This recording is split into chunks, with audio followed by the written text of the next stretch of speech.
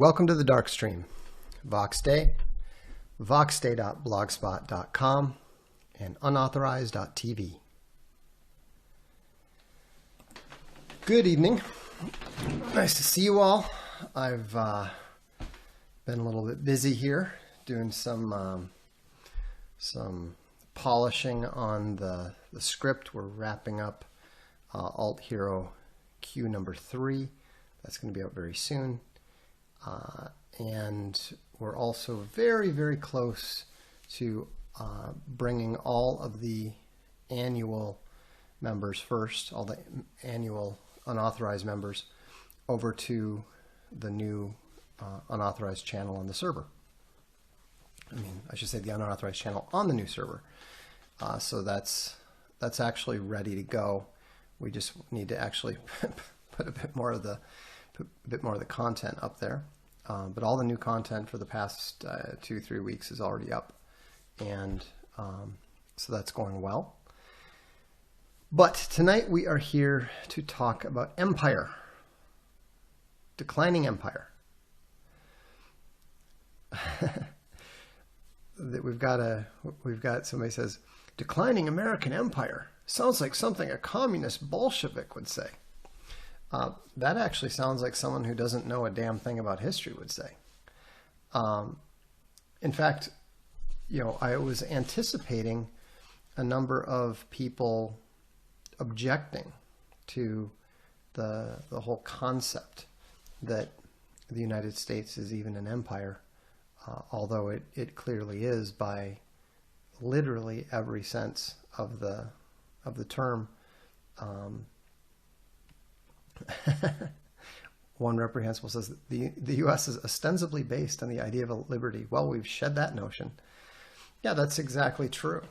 And here's the thing, is the fact that the communists of the 60s and 70s complained about U.S. hegemony and complained correctly or incorrectly about U.S. empire does not mean that the U.S. is not an empire, and in fact, the U.S. has obviously been an empire imposed by military force since 1865.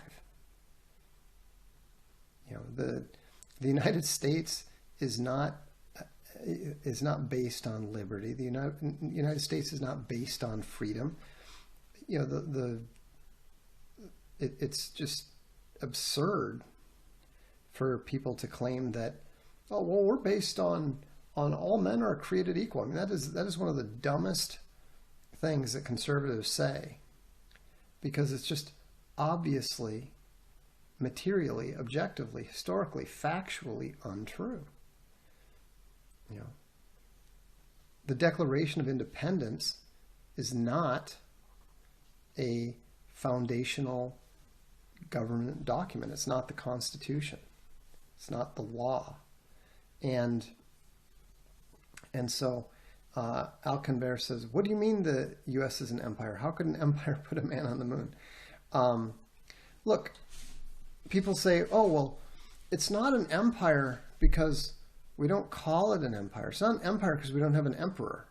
Well, it's kind of hard to explain the Athenian Empire. Who was the emperor of Athens? No one. The Mongol Empire didn't have an emperor. The ruler of the Mongol Empire was the Khan, exactly the same position that he happened to hold when he was just the Khan of a single tribe. And so, the idea that you need, somebody pointed out that Reagan called the Soviets an empire. Who was the emperor of the Soviet Union? And so the name doesn't matter. It's about the reality. And what an empire is a nation ruling over other nations. And so, the United States rules over a lot of nations. It actually has, it actually militarily occupies dozens of nations. Now, sometimes the governments and the people welcome that occupation. In other times, they violently oppose it. But the British Empire was an empire long before Victoria was named Empress. The Spanish Empire only ever had a king. And so, is China an empire? Technically, yes, but it's, China is so heavily dominated by the nation of the Han that they're more appropriately considered a nation state. Do the globalist elites know that Jesus Christ is returning? Some of them do. Or do they not believe in Christ at all? I suspect that in the position of the boomers who just bear with it, it'll pop back up, and the various nations and various states rise in their place. And so when you look at past empires, then you can see what is likely to happen, because history tends to repeat itself in a general sense. I think it was Churchill who said that history doesn't repeat, but it rhymes. Actually, it does tend to repeat, in a fairly predictable manner. And so what we're now seeing is almost certainly the final stages of the United States Empire. And most empires begin to decline before anyone really realizes it.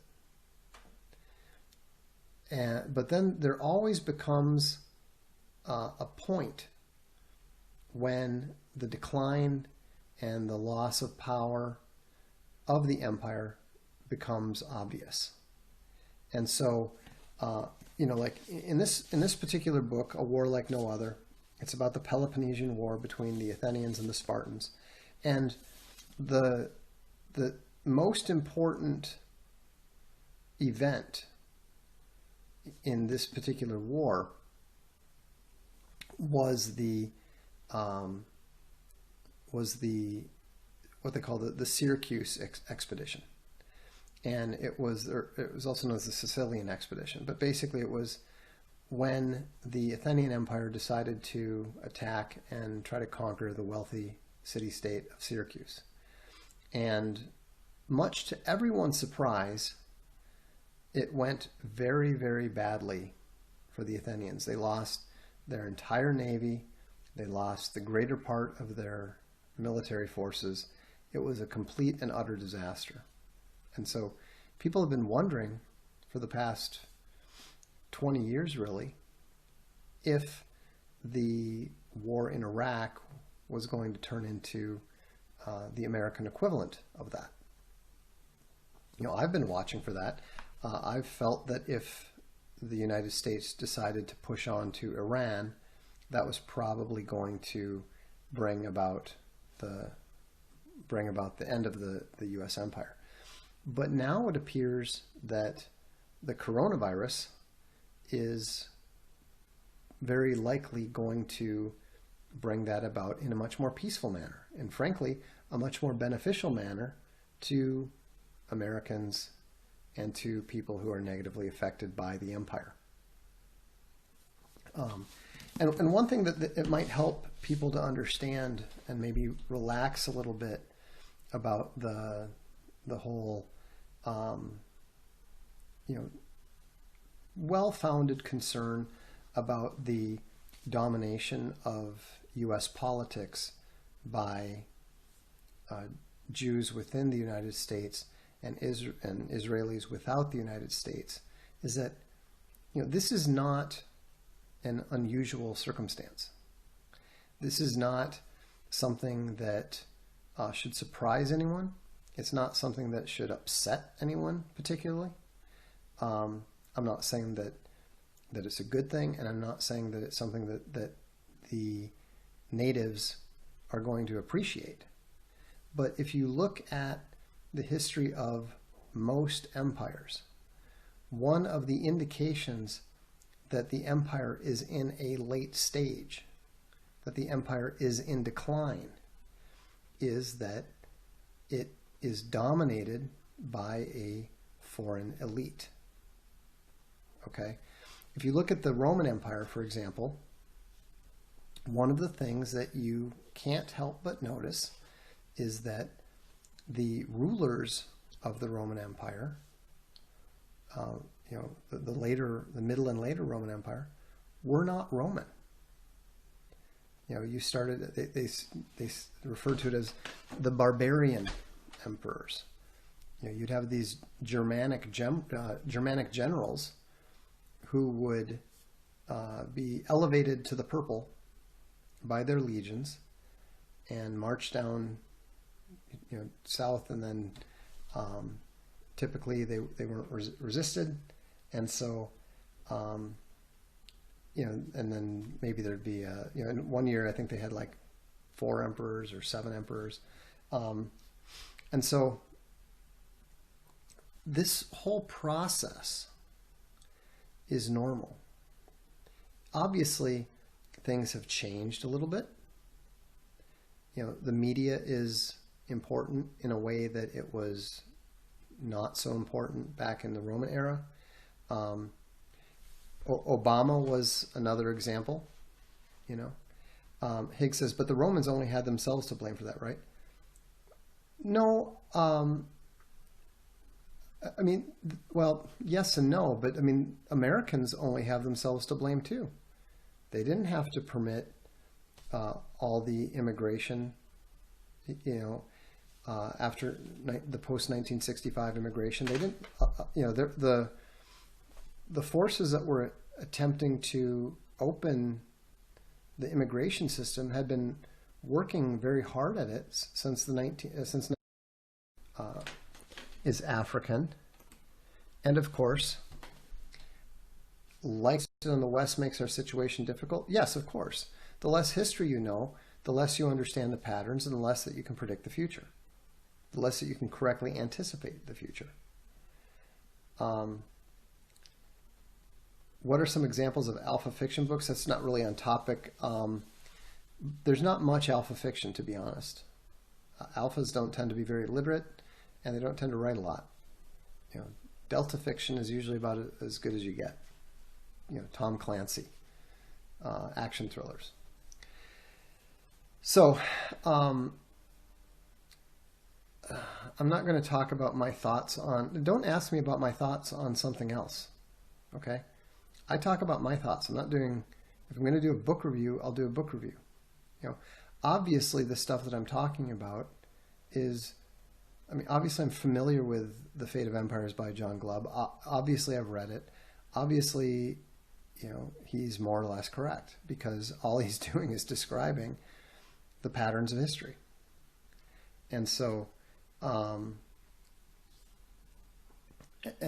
when you look at what has happened before, whether you're talking about the Mongol Empire, the British Empire, the Soviet Empire, the Roman Empire, the Byzantine Empire, you tend to see a lot of the same issues. And it does not appear that these issues can be successfully dealt with. You can't prevent it, because it's based on what the spirit of the people is. And by the time we get to the point that we are now, it means that the spirit required to maintain the empire is gone. You know, China will surpass the United States. There's no question about that, because China is at a much earlier, younger stage of empire. In fact, you know, they're not even really in this. You know, they're still focused on the nation side. They haven't even really expanded to empire yet. Whereas the United States is beginning to contract significantly. No, the spirit cannot be built up as far as we have seen. You know, remember the single most important element of any sort of conflict is morale. And there's absolutely no imperial morale in the United States. None whatsoever. The only people that want to see the United States continue to expand are its neocon elite rulers. And even they are not powerful enough to rule directly. They can only rule indirectly. And so they cannot convince Americans to get enthusiastic about going to war. I mean, the only reason that they've been able to fight a war at all is because the people haven't been involved in it. You know, they could never get a draft to pass in order to maintain the military occupations in Iraq and in Afghanistan, much less in support of a war on Iran or anybody else. Carlos is correct. China is an empire in ascension. Their leaders are their own people. They aggressively choose for the best people. You know, Trump has said their leaders are much, much better than ours, and there's no question that they are. You know, they don't subscribe to all the, you know, nonsensical BS that so many Americans do because they've been taught to. No, there's no question. People say, I mean, here's the problem, is that people say, well, it's not their fault because they believe blah, blah, blah. Well, it's not about fault. It's not about who is to blame and so forth, because again, it's not going to be fixed. And so, and Sam is right. We aren't genetically one people anymore. The whole concept of a idea nation is absolute nonsense. You know, and so when you see how the demographic shattering of the United States has completely enervated the population and completely divided the population, then there's no possible way for there to be any sort of concerted action, much less the morale going to become technologically inevitable. But we've now seen with the coronavirus and so forth that that's not going to happen. You know, even the strongest advocates of the New World Order and globalist rule have recognized that it's a failure. And so, how many Americans are left who can still identify with the actual nation of Americans? Very few. Very, very few. You know, most people will still deny it. They still buy into the civic nationalism of the early 20th century, which was created in order to allow the later waves of immigrants to feel that they were part of the United States, that they were Americans too, but they're not, and they never will be. And so, if you look at things like the sons of the American Revolution, daughters of the American Revolution, and so forth, those are the only real Americans. But how many people accept that? A lot of people aggressively not only reject that, but they say, well, what difference does that make? Well, what difference it makes is the fact that you don't have a nation. Yes, I don't see America as fractured and balkanized. I see the United States as being fractured and balkanized. Right now, there is no coherent American nation. They're just scattered all around. I mean, you've basically got essentially a American diaspora within the United States. Will they gather together?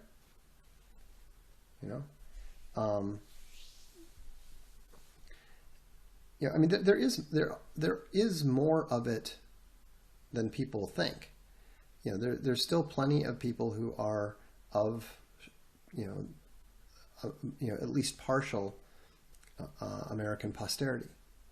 That's a large nation, probably 100 million people. But those people have been denationalized. And not just by outsiders, but also by their own people who were attempting to make the newcomers feel more welcome because they thought that that was going to make them more powerful. And so, they have forgotten who they are. They don't know who they are. That's why they have no national identity. That's why they have no morale. That's why they have no spirit. That's why they can't defend themselves against people who bond together to support their own tribal and national interests. I mean, think about how ridiculous it is that Minnesota, which was mostly founded by Germans and Scandinavians, are nominally represented in the United States Congress by a Somalian.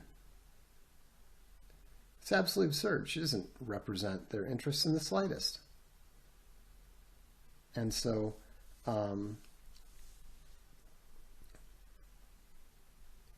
JNYC says, where will the cosmopolitans try to ruin next after they've ruined America? Well, the plan was to jump to China. That was what they were planning to do, but that's not happening now. China is too strong, and China is too aware. The Chinese are not making the same mistake that the United States made in the early 20th century.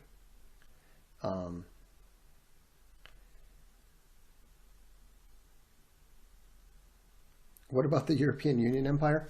Oh, the European Union's already falling apart. I mean, it's already literally begun to break apart with Brexit.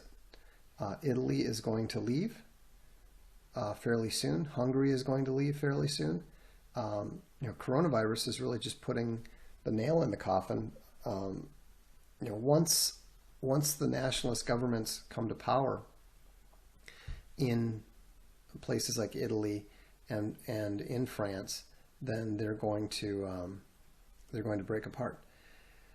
Sam Prochansky says they read the playbook and they're just as low trust, if not more so, than the usual suspect. Yeah, well, that's what I've been trying to point out to many people, both Jews and Jew haters alike, is that neither of them understand the actual issue. The Jew haters don't understand that the Jewish people are not intrinsically evil. The Jews don't understand that they're not particularly smart. Their relative success in Europe stems from one thing and one thing only.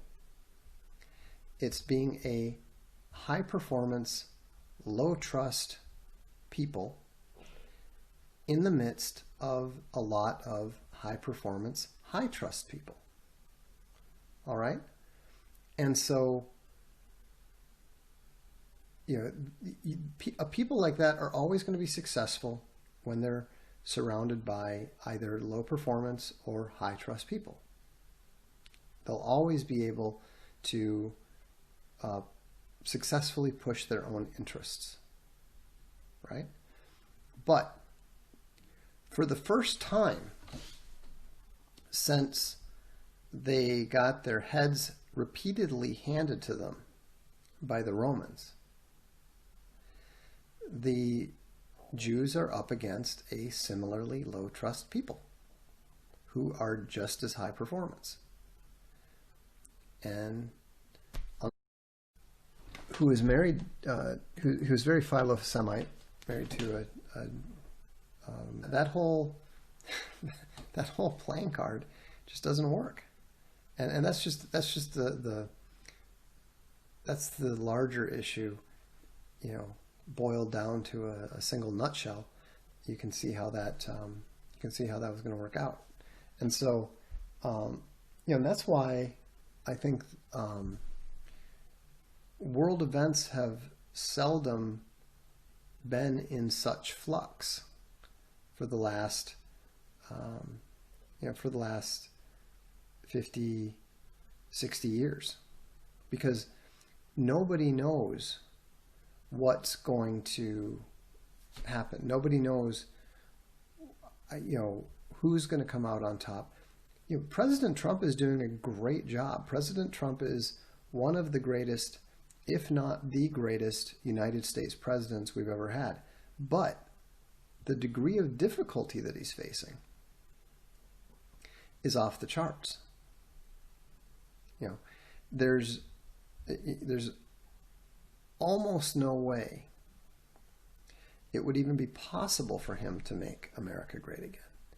If he can pull it off, that will make him one of the greatest leaders in human history, up there with Julius Caesar, up there with, above Napoleon.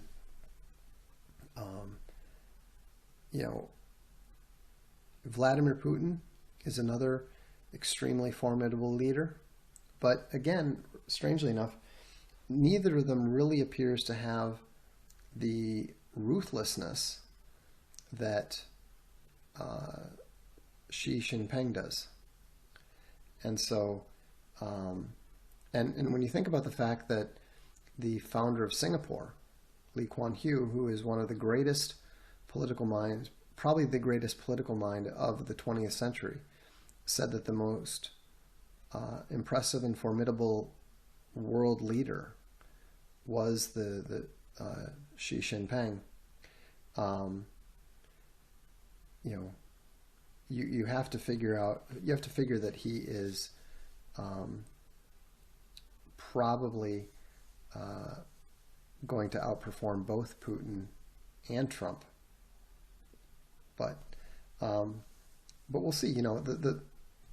The biggest weakness that Donald Trump appears to have is that he's a negotiator, and he doesn't appear to be inclined to finish off his enemies. It's very, but we don't know. We don't know. We're just on the outside. We're the little fish watching the whales splash around, trying not to get whacked by a tail. Duterte is a very impressive leader. Duterte, but the nation that he leads is too small to be significant. John Beckham says also his daughter. Yeah, what on earth he's doing with Ivanka and Kushner and all that stuff. Who knows? Maybe he's just got a blind spot, a weak spot there. But Tom Forsyth says, immigrants will simultaneously claim nationality doesn't matter and get offended if you say they aren't American. If it doesn't matter, why should they care? Yeah, of course. It's total nonsense. Absolute absolute and total nonsense. And, you know, so we can hope, we can pray, but, you know, our opinion, our concerns, you know, are irrelevant. You know, it's not going to, now it is encouraging to see the way that Trump has been using the coronavirus situation. I mean, who would have imagined that he would just issue an executive order shutting down immigration even temporarily, you know, before he got elected? I mean, if you'd told us in 2016 that that was going to happen in 2020, we would have been like, oh my gosh, that's unbelievable. I have no idea what Bernie Sanders' IQ from his PSAT is. I don't know what his PSAT is. But again, this is not, you know, a counsel of despair. Quite to the contrary. We have the opportunity to make a new country. We have a country, the capability. We have the ability. We are going to have the opportunity to make new countries, to make new nations. You know, is it too bad that we can't just enjoy the comfortable life like we were able to in the 1980s? Yeah, it is too bad. I feel bad for my children and for the millennials and the Zoomers and the generations to come. I feel bad that they don't that they don't have the opportunity to experience the comfort that we did. But you know what? Comfort made us weak. Comfort made us stupid. Comfort made us, you know, it made us crazy. And so, you know, hard times are coming, and the more that we understand and accept and embrace the conflict, the better off we'll be. No, I have no intention of returning to the U.S. I never will return to the U.S. You know, I don't want anything to do with the U.S. You know, you know, my father just got out of prison, and you know, I'm not bitter about it, but you know, I made my choice. I embraced, you know, I made my choice. I embraced my new home, and I'm okay with the fact, you know, I'm okay with the fact that, you know, I have a lot of friends, and I have a lot of people that I care about there. I don't wish bad things to happen there. You know, I want the best for Americans.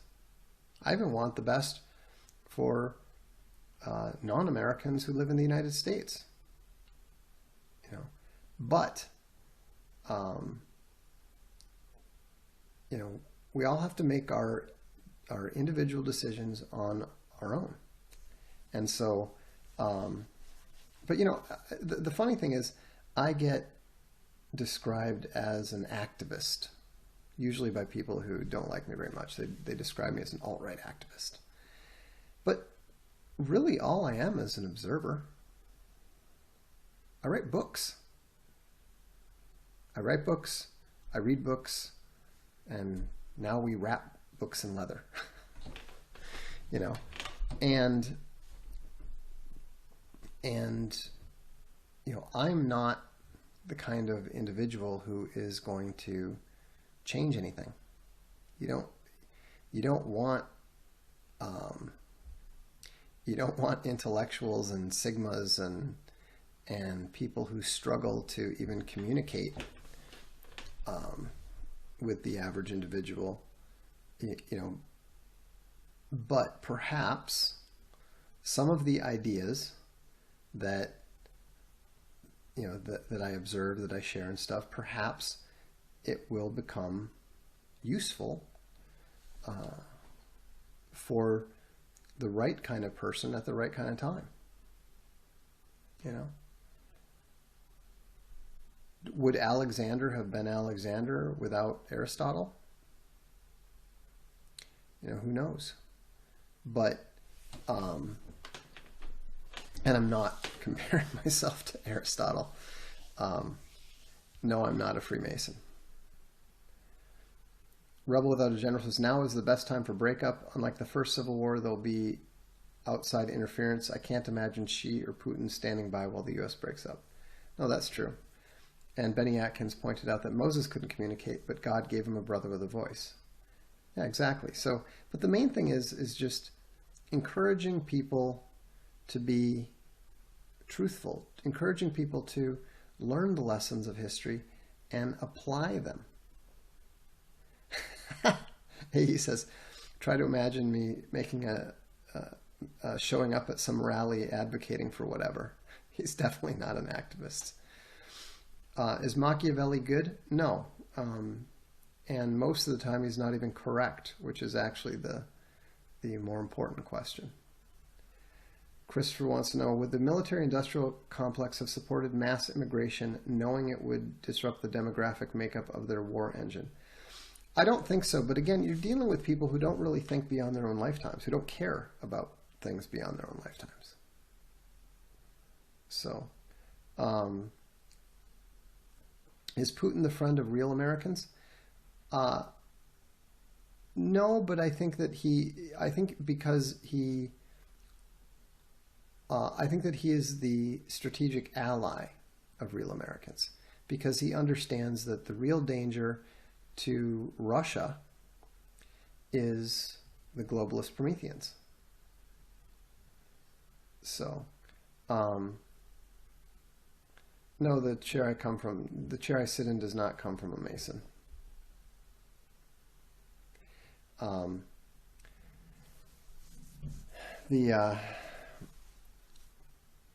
Who would Alexander have been with Plato as his mentors? Okay, anyhow. No, Putin is not the enemy.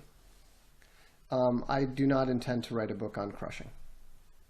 Advice for fledgling nations after the breakup: worship God, be dedicated to the truth, and do not permit outsiders to enter or rule. It's not that difficult.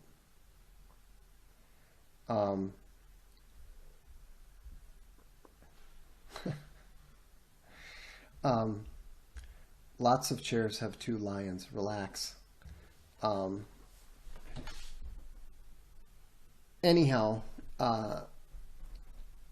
so the point is that the U.S. empire is in decline. The U.S. empire is going to fall, and it's important to understand that and accept that, and don't worry about it. It's actually a good thing, because the U.S. empire has not been good for Americans. It has not been good for the nation.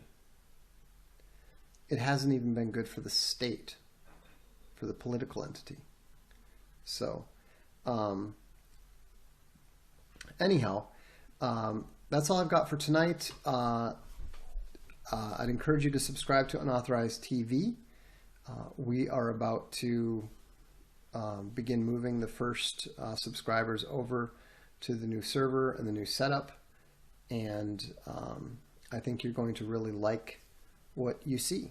Also, I should mention for the Castalia Library subscribers, if you are a Castalia Thucydides can be a little bit tough. This is more focused just on this covers more the Sicilian aspect. I think you'll really enjoy it if you enjoy history, and it's very timely. Will banks swallow people's savings? I don't know. Is cash king? I think land is better, to be honest. Oh, Frank Underwood's question. What separates the empires that become destroyed demographically and those that do not when they fall? Well, those that are not destroyed demographically tend to remain healthy nations. Those that are destroyed demographically, the nations get broken up and often swallowed up by some of the new nations that appear. So it's always better to try to maintain demographic integrity, which is why, ironically, it may turn out that communism was actually better for the nations of Eastern Europe than the liberal world order was for the nations of Western Europe. Ironic and unfortunate, but that's what it looks like. So, anyhow, have a good evening. I look forward to seeing you at the next Darkstream. I'm Voxday, and this is the Darkstream.